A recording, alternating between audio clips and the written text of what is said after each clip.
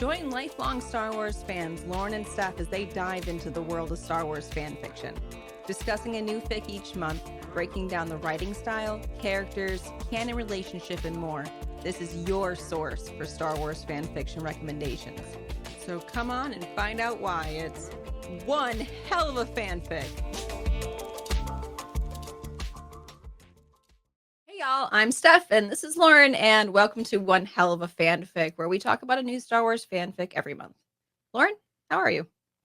I'm good. I'm looking forward to talking about this fanfic. It was definitely an interesting read, to say the That it least. was. How are you? I'm doing pretty well. I'm enjoying. We were just talking about the all of the Star Wars content out right now, and I'm enjoying Acolyte and looking forward to hearing what the Cantina cast has to say about it later. You've been doing a lot of stuff over there too, with all of the High Republic. Are you enjoying that crossover between like that halfway point between High Republic and all of the movies that we've seen? Yeah, I am. I will say I am definitely partial to I just feel like I enjoy talking about books more Yeah. than talking about movies, if that makes sense. But Yes. yes. So I'm definitely I always am like I love covering stuff that I read. So whether it's fanfic, canon, whatever, anything that I've read, that's like my favorite thing to talk about. So yeah, it's been really fun. Speaking of things we've read, this month we read A Man Called Winter, and it was by Reylotrashcompactor, which is such a fun name. It was written back in 2016 and had about 16,000 words, and I finished it personally in like an hour and 20. It wasn't too bad, but it was like that nice, perfect length to have actual story going on and building of character. Spice level, I would give this one a 3, 4, 4. What do you think? I mean, I guess it kind of depends on who you ask. I would say probably a 4 just to be on the safe side. There were some explicit scenes in this one. Yes, yes, there were. It was definitely rated mature, and it jumped straight into it. So the canon relation in the ship in this one was alternate universe. I got it. It was a Hades Persephone retelling. So it it was Star Wars, but it was something else also. Okay, the part that I'm really bad at. What are the tropes? Tropes are enemies to lovers, which, of course, you're going to get that anytime you have Raylo, which that is what this is. Hades Persephone retelling, as you already mentioned. That's a pretty common story format in romance is Hades and Persephone retelling. So it's always interesting to see what people do with that because even though you kind of know what type of story you're going to get with the Hades and Persephone retelling, people put their own kind of spin on it, which is always kind of fun to see. And then, of course, we also have captor captive and pining. Pining is like when one person is really like holding out hope and longing for the other person. Any other information? Oh, so there is actually fan art that was done based on this story. And if you follow the link that we're going to put into the show notes, you will be able to see at the very end of the story there is another link to the fan art made by somebody. It's got little bits of the story kind of put on top of the pictures, and it's kind of cute. That's fun. I always appreciate when someone does fan art that goes with the story. That's always really cool. First, I will give the author summary. I am going to give an abbreviated version of the author summary because it was kind of a long author summary, which is, I mean, a good thing and a bad thing because you know what you're getting into when you're reading this when there's a longer author summary, but a bad thing because for me to read this whole thing, it will take way too long. So I'm just going to read the last little part of it, which is on a particularly stifling night when sleeping on her gritty pallet in the too still air finally proved unbearable. She had rucked the mess of salvaged pilot seats and threadbare blankets into the sand outside her door that he came to her first. She laid under the stars, straining her exhausted body for a cool breeze and found sleep. And he found her. So that is just in the author's words. That's actually the very beginning of the story. The whole author summary is like the first 4 paragraphs. So they're kind of just putting you right in the action of what's going on. But as you can kind of tell, it starts off with Rey on Jakku and Kylo Ren appears to her in a dream. And then we go from there. Why do you think people should read this? I thought that this author did a great job blending the Greek mythology with Star Wars. Sometimes we get the Hades Persephone kind of retelling, and it's the very high level bits of the Hades Persephone myth. This one did some deeper dives into it.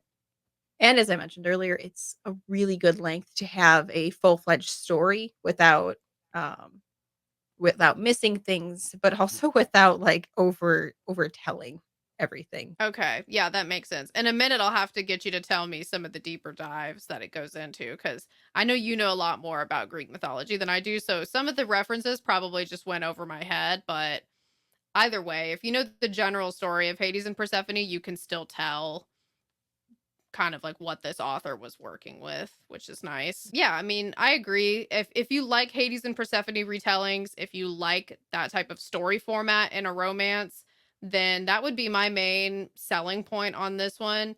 It's kind of nice how I like it how the romance genre does a lot of retellings, because then you kind of know sort of what you're getting into while still knowing that the author can surprise you with their own little thing that they do with it. Like for example, I really like Beauty and the Beast retellings because I kind of know like the main beats of the story that's probably going to happen. But every time I read a Beauty and the Beast retelling, the author does something with it completely different. So there's still a fresh aspect to it as well. So if that sounds like something that you're into, then definitely give retellings a shot because they can be kind of a fun thing to read. I hadn't thought of it that way. Also a great thought. If anyone is out there and you enjoy what we're doing here, we would love if you would like the episode, subscribe to our channel. It would really help kind of boost who gets to see us. Yeah, definitely. We got to please the algorithm. Okay, should I give my summary now? Yes. Okay. So, as you kind of got the idea from the author summary, Kylo Ren has been infiltrating Rey's dreams for a while. He does this repeatedly.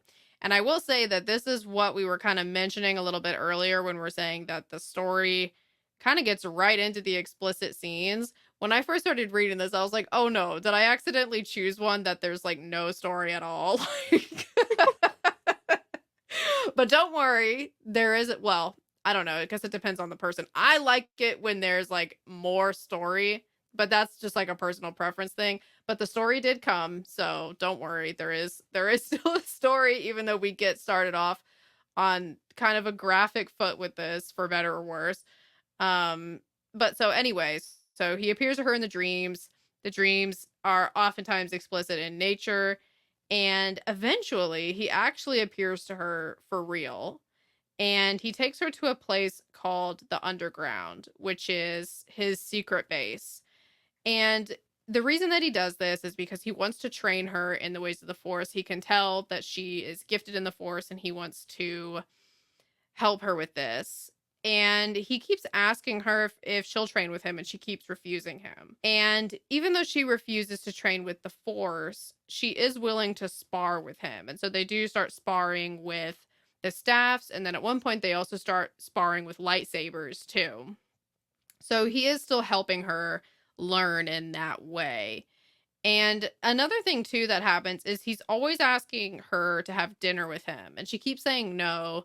And she's eating her little ration packs that she brought with her from Jakku, but eventually she runs out of those, goes without food for 2 days, and then is like, okay, crap, I do need to have dinner with him. And she agrees to it because she's hungry, but she also seems like she kind of wants to have dinner with him anyway. So, kind of some mixed emotions there for her. And another thing that also happens is as the two of them are getting closer and she's kind of trusting him a little bit more, there is a time when she does let him kind of show her how to use the Force. And what they do is there's this garden that is completely dead and just looks horrible. And so they go out into the garden and he coaches her on how to actually make the garden have life again. And so she's able to kind of like infuse the Force into this garden and make it super green and lush and beautiful again. And so that was like a cool little Persephone kind of reference thrown in there. This is going well. They're getting closer, but this kind of changes when she finds on the base, because she hears screaming, she finds a resistance fighter who has been tortured named Tal. And this is when she becomes, it's like kind of impossible to ignore who Kylo Ren is now, which she was kind of like not really thinking about it before, even though she knew who he was. But once she encounters this tortured person, she's like, okay, this is horrible. Like, I can't just ignore this anymore. And when Kylo Ren comes and tries to talk to her, she's like, no, like, you are a horrible person, pretty much. Obviously, that's a paraphrase. But then she rescues Tal and leaves and goes to join the resistance. And the way that she knows where the resistance is because Finn is a double agent in the underground. So Finn is there and Finn leads her to where the resistance is. And so once she's at the resistance, she meets Leia, talks with Leia a lot, and they kind of have sort of like a friendship in a way, even though she's Kylo Ren's mom, of course. Leia eventually encourages Rey to go back, because the reason for this is that when she was there for 6 months, there was not really a lot of crazy activity and attacks coming from the First Order because he was spending all of his time and energy with Rey. And now that she's back, kind of like to her normal life, or now that she's part of the resistance and she's not with Kylo Ren anymore, he's being a lot more aggressive because he's got all this time on his hands. He wants Rey back. So he's attacking them a lot. And so Leia's like, why don't you just go back? It would really be helping us out. And Rey wants to go back anyway. And so she does go back. And when she goes, she asks him if he will just stop being Kylo Ren, just kind of like put that part of his life behind him and just be the guy from her dreams again. And that's actually where the title of this story comes from, is that in her dreams, she called him Winter and he called her Spring. And so when she returns to him and she asks him to leave the old life behind, she asks him to just be Winter, and he agrees to do that. And that's where the story leaves off. You always do such a good job. I've got a lot of practice, I guess, giving a lot of long-winded summaries. Yes. I guess it also should be mentioned too that this story was written in the third person.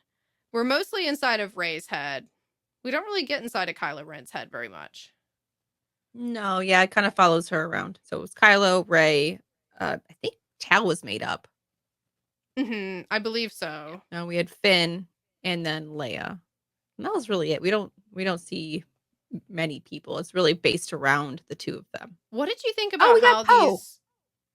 Oh yeah, very brief Poe. But what did you think though about how these characters compared to the canon versions of these characters? They're inspired by, but I wouldn't go with exactly like their character. Yeah. Like, to me, Rey seemed more kind of not as stubborn in this fanfic as she is in canon. Yeah, they're definitely going with a more Persephone kind of personality type. Okay. That would make sense. If the character was as stubborn as Rey is in canon, then this story probably wouldn't even have happened. So This was very much Hades and Persephone, but in Star Wars. So tell me like some of the deep cuts that you were talking about. Yeah. So in the myth, Hades goes and takes Persephone, abducts her, just kind of shows up and abducts her on his chariot, just like he came and took her onto his ship without her knowing, and she just kind of woke up there. So that was similar. In some of the myths, she'll end up growing to love Hades, and that happened. So in those ones where she grows to love him, she rules with him over the years, and it softens him up and makes him less scary. And those are the myths that are around. So the Hades Persephone myths are kind of twofold. One, it's the seasons. It teaches you about the seasons and why they happen, because all the Greek myths have a reason behind them. So we have the seasons, and that's where that 6 months on with the resistance, 6 months off with when she's with Kylo. That's where that comes from. But it helps explain death to the at least that's how the Greeks look at it. So it makes death less scary and softens that blow of when someone dies. So when she was with Kylo, he was a lot softer. You saw when he was torturing the Tal person that he said that Kylo had specifically told him that he's lucky that that spring was around because he would have gone much harder on him. Okay. Cool. So yeah, it also makes the First Order a bit less scary when she's around. The pomegranate, that's something that pops up in almost every Hades Persephone thing, and that is because Hades had used the pomegranate seeds. What they do is make you miss the underworld. So when he feeds them to her and she goes back, she misses being there and wants to go back, which is why she even went back to begin with. Because honestly, the Hades Persephone story is it's not a happy one. It doesn't start off happy, and it's not. Oh, I trying to stay trying to stay away from any explicit words, but it's not a great story. It's not Yeah. a good one to role model your children off of. It sounds like it's very kind of like emotional. People are not treating each other with respect. Well, particularly Consent is Hades toward, yeah. yeah, consent's not really a thing. Yeah. So then comes the pomegranate and getting her to come back to him. And we see that right in the story where she finally breaks and he feeds her the pomegranate seeds. Just how Hades is. So Hades is seen as cold and passive, sometimes harsh. He's the ruler of the lost souls, and that's exactly what they call him right in here. And that pretty much explains Kylo, except for when he, falls in love and suddenly he becomes softer. And the other part that it really kind of mimics that original myth was, though slightly different, during the summers, um, Persephone would go back to spend time with her mother Demeter. Well, this was actually his mother. It's still pretty close. Yeah. Especially because Leia kind of becomes a mother figure to Rey, too. So there was a lot of elements, and anytime you went during the story and you're like, "Man, that's kind of weird," it's because it was following the myth, not Star Wars. Like when she ate his heart and then it Yeah. turned out it was actually a pomegranate.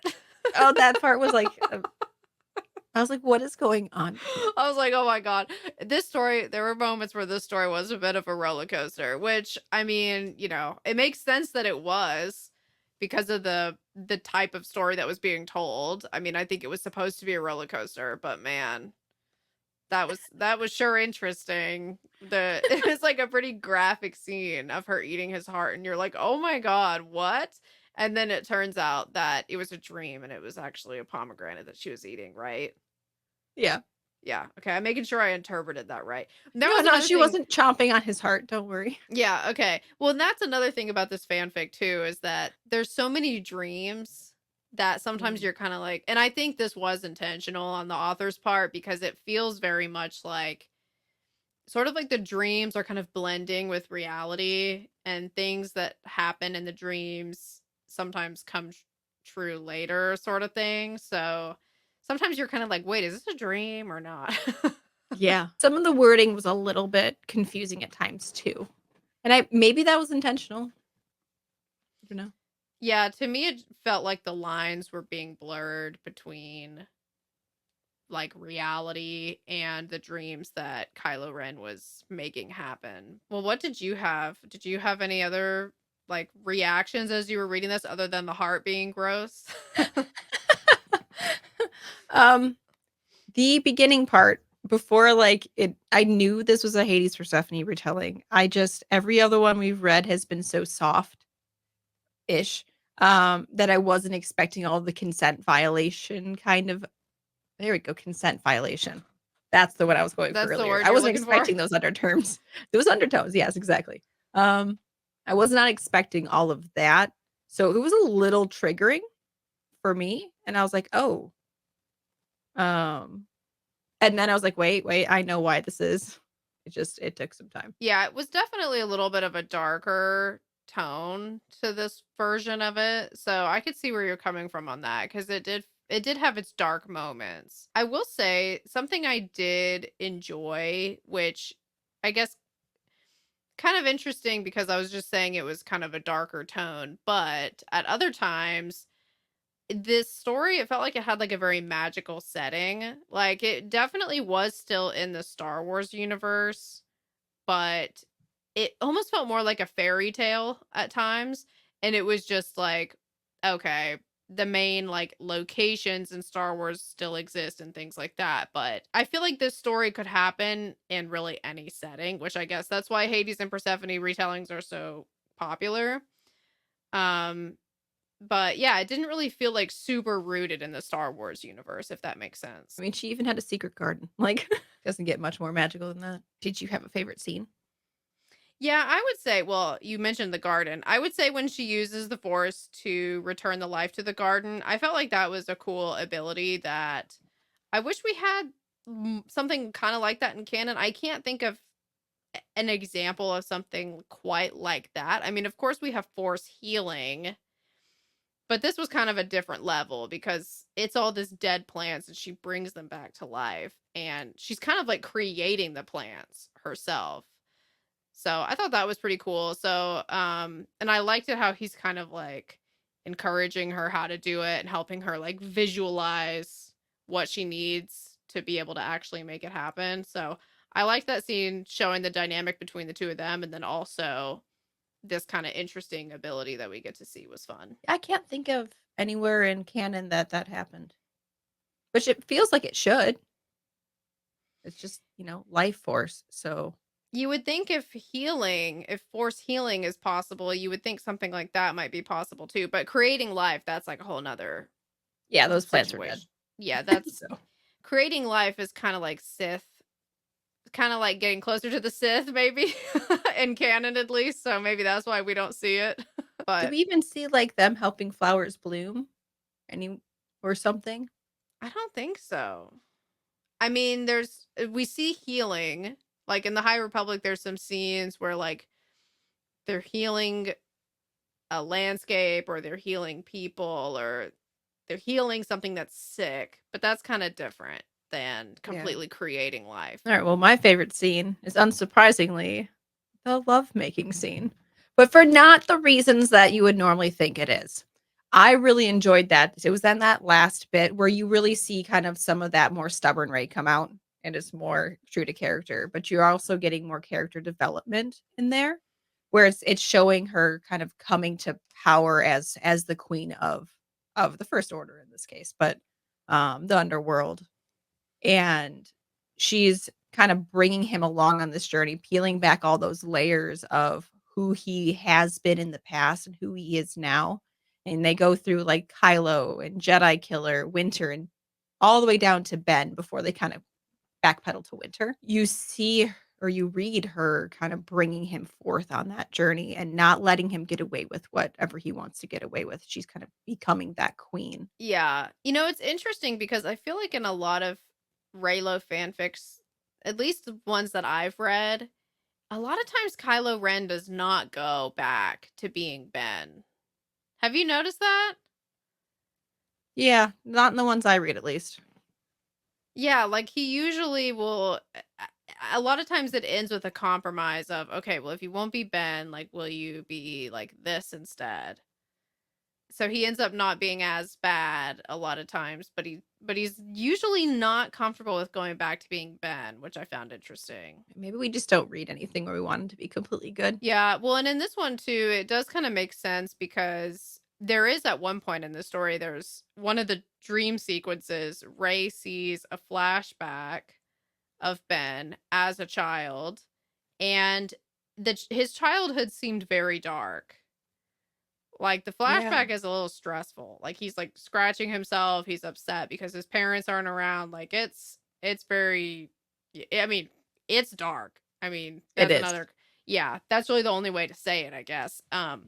So it kind of makes sense where he's like, yeah, that part of my life wasn't great. So like I don't really want to go back to taking on that name either. That doesn't really feel right. Okay, well, I have a question for you.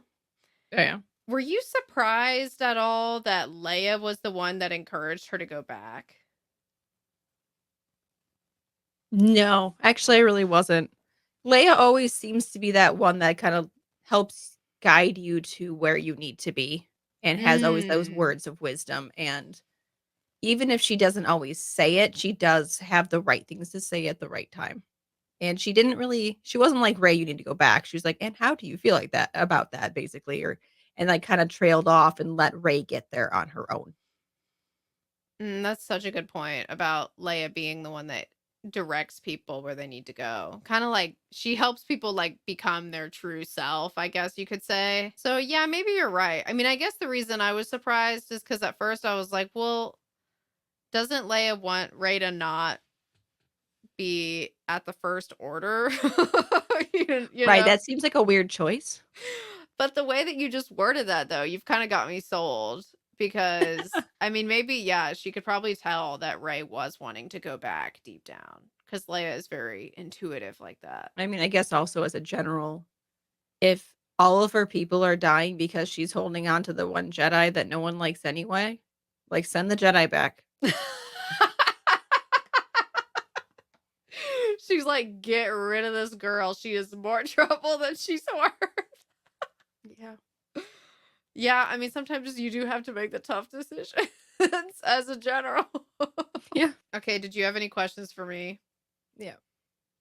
Okay, so during one of the scenes where you were talking about earlier, where they ended up fighting with lightsabers, he was trying to train her. They said, something that I hadn't really considered before. Um, I wrote it down. When the blades met, there was less of that jarring shock that would rock through her bones when they would meet staff to staff. It was still hard, combative, but seemed something like magic. Have you ever considered what it feels like to fight with a lightsaber? I guess not. No. Now that I think about it, like because you know how like when you're a little kid and you play lightsabers, it's like you're playing with those plastic things that you get Yeah. from like, the toy store. So like I guess in my head I just always associated it with that, but that sounds completely ridiculous when I say that out loud because obviously a real lightsaber is not going to be made out of plastic. That's really cool though, and I really like that description cuz it probably I mean it probably feels like nothing. Like it probably just feels like I don't know, something stopping you maybe, but not like the reverberation of like metal swords like they talk about. Yeah, I don't know. Yeah, because it's just light waves or something, it's energy. I've just never considered before I was reading, I was like, "This is just new to me. I wonder what Lauren thinks." Yeah, that's really cool. I like that description. Especially, I mean, it is something like magic, Like, yeah, it's a laser sword and yeah, it's like the crystal or whatever. But, like, I mean, really deep down, what it is magic. Yes. Like, you can explain it all you want. It's a magic laser sword. So, Don't say that too loud, we're gonna get the Star Wars fans after us. it's true, but that's okay. That's not a bad thing. Should we talk about what we're reading next month? Yeah. Okay, I picked next month's, and I picked one of the ones that you found, and it's another crossover because 'cause I'm so in love with crossovers. It says, "No turnip sales on Sundays." Yes. I Oh my don't play Animal gosh. Crossing, my kids do, and, so I'm looking forward to reading this. It's a sequel, I think you wrote sequel and, Animal Crossing crossover. Dude, I love Animal Crossing. I'm glad you picked that because when I put that one on the list, I was like, Steph is gonna see this and be like, "What the heck?" But I had to put it there anyway. I'm so excited, I love crossovers. Yeah, Like, I mean, that Lilo and Stitch one we did was amazing. I know it was so good, and I would have never gone for that myself. So I'm so glad that you picked that one because it ended up being super good. So Yeah. yeah. Okay, cool. I'm excited. Okay, well, as a reminder, we are on Instagram. Our Instagram is one hell of a fanfic with a period in between every word. And that is where we post whenever we have a new episode, upcoming shows, that kind of thing.